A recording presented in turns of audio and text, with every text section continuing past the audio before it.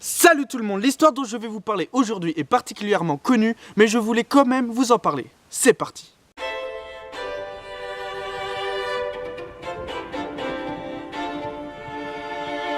Alors maintenant, imaginez-vous dans la forêt amazonienne. Ici, vous apercevez des arbres à perte de vue. Mais en regardant un peu mieux, vous apercevez un arbre plus grand et plus beau que les autres.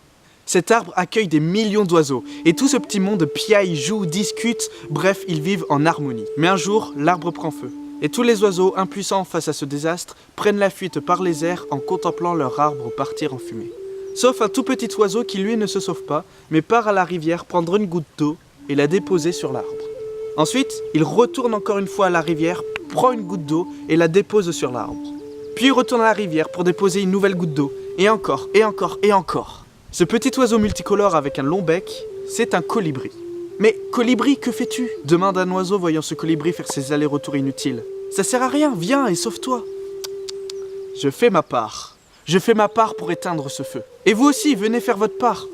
Alors les oiseaux se regardent perplexes et dans un même élan, foncent vers la rivière, prennent une goutte d'eau et la jettent sur l'arbre. Puis retournent à la rivière en répétant inlassablement le même trajet.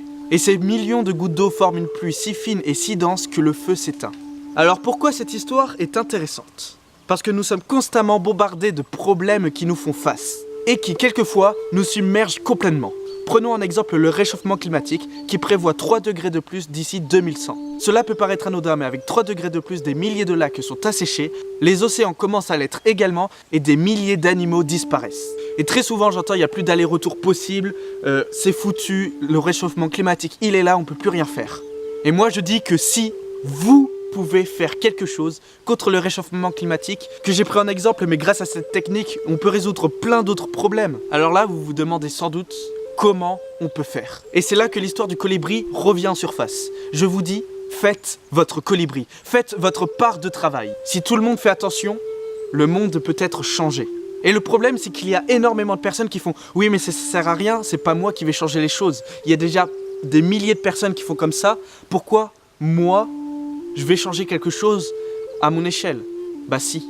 Le problème, c'est que tout le monde se dit « Moi, je peux rien faire à mon échelle. Si moi, je fais attention, ça va rien changer parce que je suis qu'une goutte d'eau parmi les 7 milliards de personnes. » Et c'est justement parce que ces 7 milliards de personnes se disent ça que rien ne se fait. Si ces 7 milliards de personnes font leur colibri, font leur part de travail, le monde peut changer. Allez, je vous dis à la prochaine pour une nouvelle vidéo et n'oubliez pas que tout commence et tout finit par une histoire.